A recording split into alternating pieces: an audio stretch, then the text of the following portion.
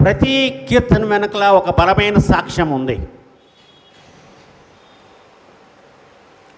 దావీదు మహారాజు రాసిన ప్రతి కీర్తన వెనక ఒక బలమైన సాక్ష్యం ఉంది, ఒక బలమైన సంఘటన ఉంది.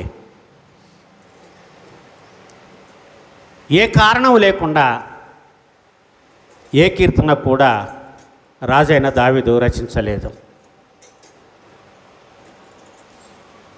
ఒకవేళ మీరు ఇన్స్పైర్ అయ్యి ఒక పాట రాయాలని అనుకుంటే,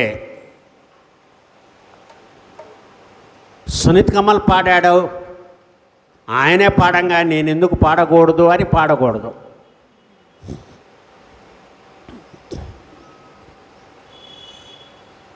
స్వరమే లేని సునీత్ కమల్ పాడంగా నా ఇంత గట్టి స్వరం నేను పాడలేనా?